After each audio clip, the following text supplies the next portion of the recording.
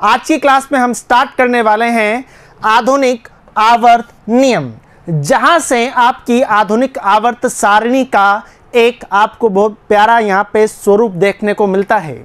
यदि हम बात करते हैं आधुनिक आवर्त सारणी की, तो आधुनिक आवर्त सारणी को बनाने की आवश्यकता क्या पड़ी? ठीक है, पहले वाली सारणियों में ऐसे कौन से दोष थे, ऐसी कौन सी कमियां थी जिनके कारण उन्हें नकार दिया गया, तो वो सब आप पढ़ चुके हैं। बहुत प्रकार से आवर्त नियम दिए गए, जितने भी आवर्त नियम दिए गए थे अब तक वो किस पर वहाँ पे निर्भर कर रहे थे, तो आप बोलेंगे सर वो सब परमाणु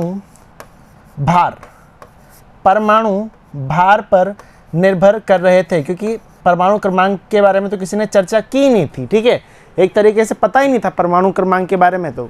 लेकिन यदि हम बात करें आधुनिक आवर्त नियम की, तो आधुनिक आवर्त नियम किस पे आधारित है? वो है किस पे भाई मेरे? एटॉमिक यहाँ पे नंबर पे, यानी कि परमाणु क्रमांक पे। अच्छा, पहले परमाणु क्रमांक की बात क्यों नहीं की गई थी? क्योंकि परमाणु की जो आंतरिक संरचना है, ठीक है, उसका तो उन्हें ज्ञान ही नहीं था जब तक मेंडलीव की आवर्त सारणी बनी थी। ठीक है जी, तो स्टेटमेंट देखिएगा, यदि आपके एग्जाम में कभी क्वेश्चन आता है कि आधुनिक आवर्त नियम क्या है, तो ध्यान दीजिएगा, वैज्ञानिक मोजले, वैज्ञानिक बहुत ही प्यारा नाम है मोजले, वैज्ञानिक मोजले। वैसे तो बहुत सारे वैज्ञानिक हैं, ठीक है जी, जिन्होंने अपना यहाँ पे योगदान दिया है आधुनिक आवर्त सारणी बनाने में, लेकिन जो मुख्य योगदान है वो किसका माना जाता है? वैज्ञानिक मोजले, साइंटिस्ट मोजले। इन्होंने क्या बताया कि परमाणु द्रव्यमान की तुलना में किसी तत्व का परमाणु द्रव्यमान की तुलना में किसी तत्व का परमाणु क्रमांक उस तत्व के गुणों को दर्शाने में अधिक सक्षम है। यानी कि भाई अब तक जो आप सभी बात कर रहे हो ना, वो ठीक है, उसमें कोई आपत्ति नहीं है, लेकिन यदि मैं कंपेयर करके देखूँ दोनों चीज़ों को, किसको?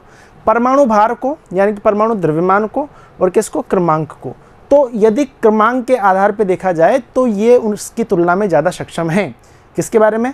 परमाणुओं को दर्शाने में, यानी कि उनकी प्रकृति दर्शाने के लिए। ठीक है जी, तो यही बात बोली गई है कि परमाणु द्रव्यमान की तुलना में किसी तत्व का परमाणु क्रमांक उस तत्व के गुणों को दर्शाने में अधिक सक्षम है। अतः मेंडलीव आवर्त नियम का संशोधन किया गया, यानी कि मेंडलीव का जो आवर्त नियम था उसको वहाँ पे संशोधित किया गया और एक अलग से नियम दिया गया, जिससे बोला जाता है आधुनिक आवर्त नियम। तो आइए देखते हैं, इसे आधुनिक आवर्त नियम कहा गया। इसके अनुसार भौतिक तत्वों के भौतिक गुण और रासायनिक गुण, तत्वों के भौतिक गुण और रासायनिक गुण उसके परमाणु क्रमांक के, उनके परमाणु क्रमांकों की आवर्ती फलन होते हैं। ठीक है, आवर्ती, इस चीज़ का ध्यान रखना, आवर्ती, ये पहले ही देख लिया था हमने कहाँ से आया था ये। ठीक है, यानी कि अब तक जो परमाणु भार यानी कि एटॉमिक मास पर निर्भरता जहाँ पे हो रही थी, अब इस पर ना होकर के किस पे हो गई? एटॉमिक नंबर पे। किस पे हो गए भाई मेरे? एटॉमिक नंबर पे, यानी कि परमाणु क्रमांक पे ये निर्भरता हो गई। ठीक है, बढ़े आगे। अच्छा जी, मोजले ने आधुनिक आवर्त नियम दिया। इस नियम के अनुसार तत्वों के गुण उनके परमाणु क्रमांक के आवर्ती फलन होते हैं, अर्थात यदि तत्वों को, ठीक है, इतनी बात आप देख चुके हैं। इसका मतलब क्या है? यदि तत्वों को उनके परमाणु क्रमांकों के बढ़ते हुए क्रम में रखा जाए तो एक निश्चित अंतराल के बाद में वे समान गुणधर्मों की पुनरावृत्ति करने लगते हैं, यानी कि उनके समान गुणधर्मी पदार्थों की पुनरावृत्ति हो जाती है। ठीक है, यानी कि एक परमाणु क्रमांक के एक निश्चित क्रम में हमने उनको जमा दिया। ठीक है, अब वो हमने कैसे जमाया है कि एक कोई निश्चित अंतराल के बाद में जो तत्व है ना, वो क्या करेंगे? वो अपने आप के जो गुणधर्म है ना, उनको वापस से रिपीट करने लग जाएंगे, यानी कि उनके जो भौतिक और रासायनिक गुण हैं उनको वो वापस से रिपीट करने लग जाएंगे। इस हिसाब से हमने क्या कर दिया? उनको एक एक परमाणु क्रमांक दे दिया। ठीक है, आई बात समझ में? चलो बढ़ते हैं आगे। अतः आधुनिक आवर्त सारणी परमाणु क्रमांक पर ही निर्भर करती है। अब इस आवर्त सारणी की यदि हम बात करें तो ध्यान दीजिएगा, जैसा कि आजकल आप देखते हैं आवर्त सारणी इस तरह की नजर आती है, ऐसी कुछ।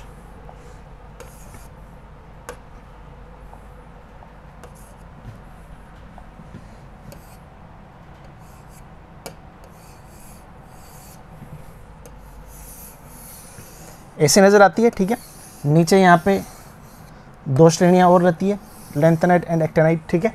अच्छा, यदि हम देखें यहाँ पे तो इस तरह से यहाँ पे क्या होता है, खड़े कॉलम होता है ना, और ये बीच में इस तरह से होते हैं, और लास्ट में भी कुछ एक कॉलम यहाँ पे होते हैं। अभी पता नहीं, अभी आपको बताया नहीं है मैंने कितने होते हैं कितने नहीं होते हैं, ठीक है। लेकिन ये एक प्रारूप इस तरह का आपको दिखने को मिलता है, ठीक है। यदि इस प्रारूप को हम देखें, ठीक है, तो आप देखेंगे कि सर यहाँ पे यदि मैं ऊपर से यहाँ पे नीचे देखता हूँ इस तरह से ये देखो जा रहे हैं, तो ये सब क्या होते हैं, इन्हें बोला जाता है वर्ग। यानी कि जो स्तंभ होते हैं ना, यानी कि जो ऊर्ध्वाधर स्तंभ होंगे उन्हें क्या बोला जाता है, वर्ग बोला जाता है। अब यदि मैं इसको देखता हूँ यहाँ पे, यदि मैं इस तरह से ऐसे कर देता हूँ, ठीक है, ऐसे, तो ये क्या होता है, ये आवर्त होते हैं। ये क्या होते हैं भाई मेरे, ये आवर्त होते हैं, ठीक है। तो अब कितने वर्ग थे, कितने आवर्त थे, उस बारे में ध्यान से देखना।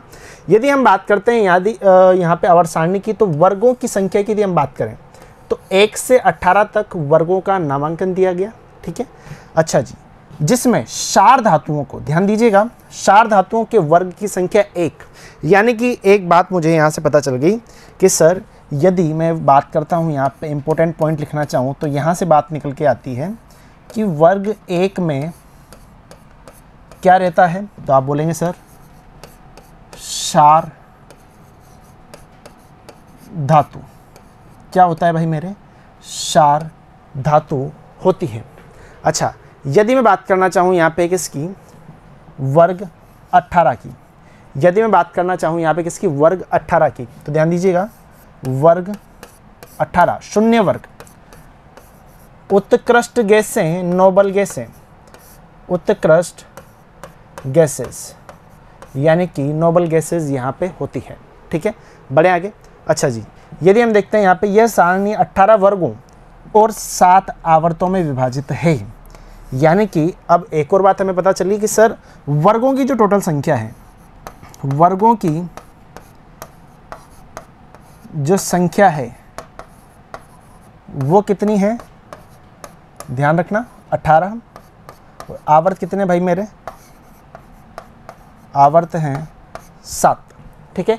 तो पहली बात तो हमें ध्यान रखनी है कि यदि हम बात करते हैं पहले वर्ग की, तो पहले वर्ग को क्या बोला गया, क्षार धातुएं, यानी कि जो यहाँ पे पहले वर्ग में हमने तत्व रखे हुए हैं वो क्या हैं, क्षार धातु हैं।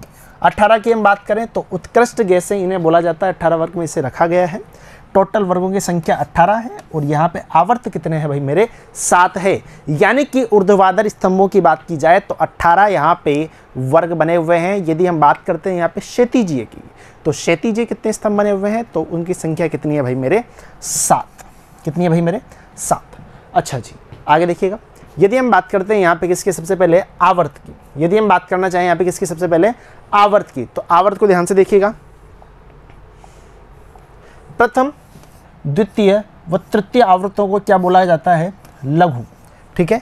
तो ये छोटे छोटे पॉइंट्स है ना, जिस तरह से मैं बना रहा हूँ, ठीक है, उसी तरह से आपको बनाने हैं, ठीक है। तो अगली लाइन से मैं क्या पता चला, क्योंकि बच्चों ये क्या है, इनऑर्गेनिक केमिस्ट्री है, ठीक है। इनऑर्गेनिक केमिस्ट्री में बहुत बार ऐसा होगा कि आपको जो चीज़ें हैं ना वो थोड़ा सा यहाँ पे रटनी भी पड़ सकती है, ठीक है। आई बात समझ में। अब मैंने बोल दिया कि यार फर्स्ट को क्षार धातुएं बोलते हैं तो क्षार धातुएं बोलते हैं, ठीक है। अब जब मैं यहाँ पे एस ब्लॉक कराऊंगा, ठीक है, तब आपको बताऊंगा क्षार धातुएं क्यों बोला जाता है। तो कुछ चीज़ें ऐसी है जिनको हमें आगे अभी याद करना पड़ेगा, उनके बारे में हम जानेंगे भी सही, ठीक है। कुछ एक ऐसी चीज़ें होंगी जो ऊष्मागतिकी में हम पढ़ेंगे और उन चीज़ों को अभी हम जान लेंगे, ठीक है। तो थोड़ा सा पेशेंस यहाँ पे रखना पड़ेगा। अब यदि हम बात करें यहाँ पे तो देखिएगा कि फर्स्ट, सेकंड, थर्ड आवर्त की बात कर रहा है।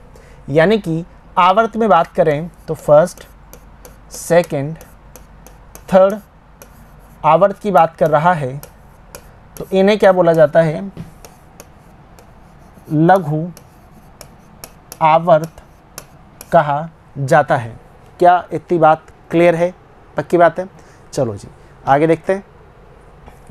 इनमें क्रमशः 2, 8, 8 तत्व हैं। यदि हम बात करते हैं यहाँ पे, इसमें कितने हैं, 2 हैं, इसमें कितने हैं, 8 हैं, इसमें भी कितने हैं, इसमें भी 8 तत्व हैं। अच्छा जी आगे बढ़ते हैं। चौथे, पांचवें और छठे आवर्त को किस किस की बात कर रहा है, 4th, 5 और 6 आवर्त की बात कर रहा है। इन्हें भाई मेरे क्या बोला जाता है, इन्हें बोला जाता है, यदि इसे लघु बोलेंगे तो भाई मेरे ये क्या होंगे, ये होंगे दीर्घ आवर्त।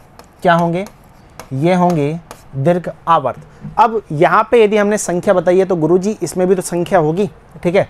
18 18 32, ठीक है जी, ध्यान रखिएगा। 18 18 32, ठीक है। यानी कि यदि हम बात करना चाहें यहाँ पे लघु आवर्त में, तो लघु आवर्त पहला, दूसरा और तीसरा क्या होगा, लघु आवर्त रहेगा। टोटल कितने रहेंगे यहाँ पे, 2 + 8 + 8 8 8 16, और ये तो कितने हो गए यहाँ पे 18। अच्छा, यदि हम देखें यहाँ पे दीर्घ आवर्त की, तो दीर्घ आवर्त की यदि बात की जाए तो दीर्घ आवर्त 4, 5 और 6 नंबर का 18 + 18 + 32 यहाँ पे दीर्घ आवर्त में संख्याएं रहेंगी। पक्की बात, बढ़े आगे। चलो जी, यदि आगे देखा जाए सातवें आवर्त को, सातवें आवर्त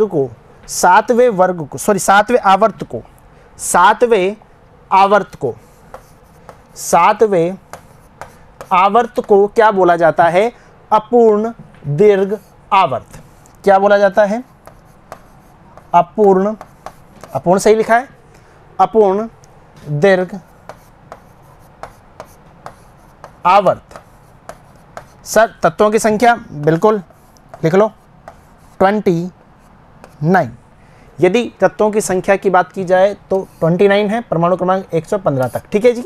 क्या इतनी बात समझ में आ गई। अपूर्ण दीर्घ आवर्त है, यानी कि यह अभी पूर्ण नहीं है यदि हम इसकी बात करें तो हमने यहाँ पे देखा कि यदि हम बात करें अलग अलग, तो first, second, third, fourth, fifth, sixth और सेवंथ आवर्त में कितने कितने तत्व हैं, ठीक है। लेकिन इनके विवरण की यदि हम बात करते हैं कि इनको और ज़्यादा इनके बारे में यदि हम पढ़ना चाहें तो ये हम देखेंगे कब अगली क्लास में, ठीक है, क्योंकि बहुत ज़्यादा हो जाएगा। जो अगली क्लास में मैं आपको आवर्त सारणी और यहाँ पे वर्गों के बारे में पूरा का पूरा बता दूंगा, ठीक है।